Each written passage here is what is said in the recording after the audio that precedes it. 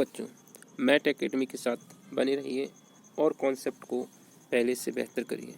बच्चों, अगर आप इस चैनल से जुड़े हुए हों तो आपको बेहतर नॉलेज मिलने वाला है। ठीक है बच्चों, तो अगर आप पहले व्यूअर हो तो इस चैनल को सब्सक्राइब ज़रूर कर लें। बस इतना ही कहेंगे। इसके बाद हम देखते हैं बच्चों, आज हम करने वाले प्रॉफिट एंड लॉस। प्रॉफिट और लॉस में हम क्या पढ़ेंगे? सबसे पहले प्रॉफिट और लॉस क्या होते हैं? ये लाभ और हानि को ही प्रॉफिट लॉस कहते हैं। वस्तु जितने रुपए में खरीदी होती है उससे हम बोलते हैं वस्तु का क्रय मूल्य, और जितने रुपए की बेचना होती है उसको, वह वस्तु का क्या होता है? कॉस्ट सेलिंग प्राइस होता है। और जो लाभ कब होता है वस्तु पर? जब कॉस्ट प्राइस लेस देन होता है सेलिंग प्राइस से। इसका मतलब ये होता है कि वस्तु जितने रुपए में खरीदी होती है उससे ज़्यादा में उससे बेचा जाए तो लाभ होता है। ओके बच्चों, हानि कब होती है? हानि उस समय होती है जब कॉस्ट प्राइस ग्रेटर देन होती है सेलिंग प्राइस से। इसका मतलब ये होगा बच्चों कि कॉस्ट प्राइस अधिक है सेलिंग प्राइस से। वस्तु खरीदी तो ज़्यादा की होती है, जैसे 100 रुपये की वस्तु खरीदी और 80 की बेच दी। इसमें 100 रुपये में खरीदी, कॉस्ट प्राइस, सेलिंग प्राइस क्या है? 80 रुपया। यहाँ पे cost price greater than selling price है, तो यहाँ पर व्यक्ति को हानि हो जाएगी। ओके बच्चों, चलो फिर नेक्स्ट कॉन्सेप्ट की तरफ चलते हैं। ओके बच्चों, उम्मीद करता हूँ कि बच्चों आपको बेहतर समझ में आ रहा होगा और एग्जाम्पलों के थ्रू आप इस चीज़ों को बहुत ही अच्छे ढंग से समझने वाले हैं। बच्चों, ये क्वेश्चन आपको जो दिख रहा है, चलो इस पे थोड़ा सा फोकस करते हैं और इस क्वेश्चन को समझने की कोशिश करते हैं। बच्चों, जैसे कि आपके सामने ये क्वेश्चन है और इस क्वेश्चन में क्या कहा गया? 150 रुपये की वस्तु 10% लाभ पर बेचा जाए तो विक्रय मूल्य क्या होगा? क्वेश्चन मार्क है। यहाँ पर क्या पूछा है? विक्रय मूल्य। विक्रय मूल्य क्या होता है? सेलिंग प्राइस है। बच्चों, यहाँ पर हम सिर्फ कॉन्सेप्ट पर ध्यान दे रहे हैं। बच्चों, जब लाभ होता है तो यहाँ पर देखिए एक बात को फोकस करते, 150 का 110%। बच्चों, ये हमने क्यों लिखा है उसको भी हम अभी बताते हैं। ओके बच्चों, इसकी जो सेलिंग प्राइस है, अगर 150 का हम 110% निकालते हैं तो यहाँ पर हमारा 10% लाभ पर सेलिंग प्राइस आ जाएगी। ठीक है बच्चों, ऐसा क्यों किया है वो भी समझ लेते हैं। क्योंकि बच्चों जो सेलिंग कॉस्ट प्राइस होती है हमारी परसेंटेज में कितनी होती है बच्चों? 100%। यहाँ पर प्रॉफिट हुआ है 10% का, तो सेलिंग प्राइस क्या हो गई बच्चों? तो सेलिंग प्राइस होगी हमारी 110%। अगर कॉस्ट प्राइस पर 110% निकाला है तो इसका मतलब है उसकी सेलिंग प्राइस कितनी होगी? इसको कैलकुलेट करेंगे तो सेलिंग प्राइस आ जाएगी 150 का की जगह बच्चों गुणा होता है 110% बटे 100। ये 100 क्यों आया है? क्योंकि बच्चों जब प्रतिशत का चिन्ह हटता है तब हमारे सामने 100 आता है।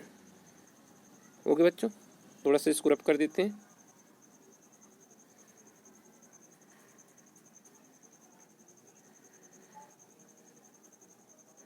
ओके, करते हैं आगे। अब इसको सॉल्व करते हैं। जैसे कि 0 से 0 कटा और इस 0 से ये 0 कटा।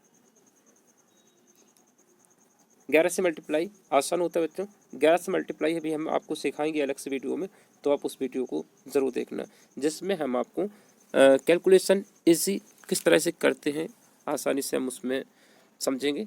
अभी यहाँ पर हम मल्टीप्लाई करके बताते हैं 5, 6 और यहाँ पर कितना आएगा? चलो बच्चों, इस क्वेश्चन को करिए। पहले आप इसको खुद ट्राई करेंगे, उसके बाद इसके सलूशन को देखेंगे। ओके बच्चों, चलो करते हैं। आप इस क्वेश्चन को करने से पहले वीडियो को पॉज कर लें और उसको सॉल्व करें। उसके बाद एनालिसिस को देखोगे तो आपको बेहतर फ़ायदा होगा। ओके बच्चों, करते हैं इसको सॉल्व को। यहाँ पर 150 रुपये की वस्तु 165 में बेचा जाए तो लाभ प्रतिशत पूछा है। ठीक है बच्चों, यहाँ पर सीपी जो कि हमारा कितना है, कॉस्ट प्राइस कितना है बच्चों? 150 रुपया। और सेलिंग प्राइस क्या है? सेलिंग प्राइस है हमारी 165 रुपया। जैसा कि यहाँ पे दिख रहा है कि cost price less than selling price है, तो यहाँ पर लाभ हो गया।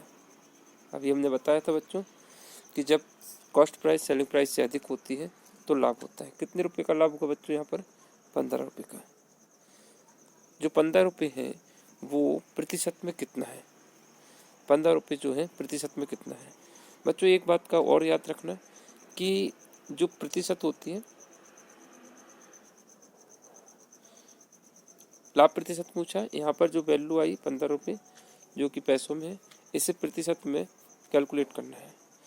तो जब भी लाभ या हानि को कैलकुलेट किया जाता है तो हमेशा कॉस्ट प्राइस पर ही कैलकुलेट किया जाता है।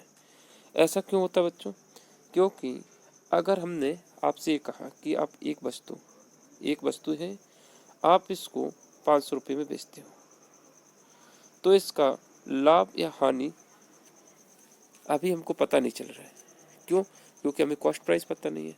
आपने किसी को 500 रुपये में ये वस्तु बेच दी, सपोज मान लेते ये बॉल है, इसको आपने 500 रुपये में बेच दी, तो उस व्यक्ति को ये पता नहीं चलेगा कि आपको लाभ हुआ है कि हानि हुई है।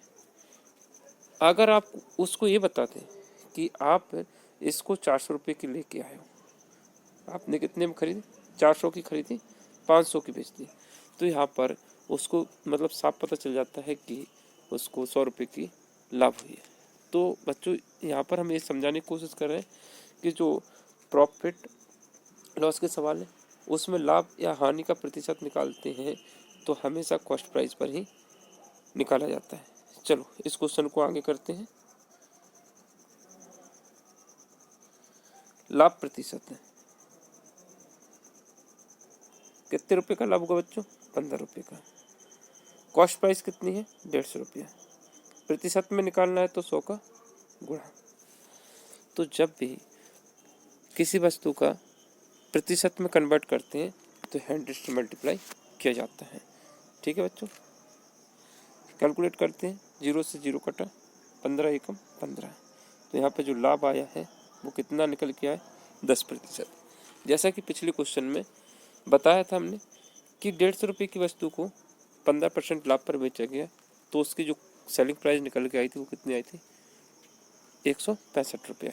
इसी क्वेश्चन को हमने दूसरे तरीका से किया, जो कि पैसे से हमें प्रतिशत में वो जो 15 रुपये का लाभ हुआ है वो प्रतिशत में कैसे निकालते, ये आप बेहतर तरीका से समझ गए होंगे।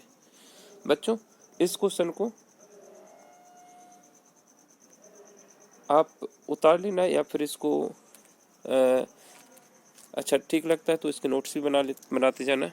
ओके बच्चों, चलो बच्चों इस क्वेश्चन को करिए ज़रा। इस क्वेश्चन को भी आप एक बार ट्राई खुद से ज़रूर करना। यहाँ पर 320 रुपये में बेची गई वस्तु पर यदि 300 रुपये में बेची जाए वस्तु को किसी को 20% की हानि हो जाती है। 300 रुपये में बेचने पर उससे कितने रुपए की हानि हो रही? 20% की हानि हो जाती है। तो वस्तु का क्रय मूल्य पूछा है। क्या पूछा है?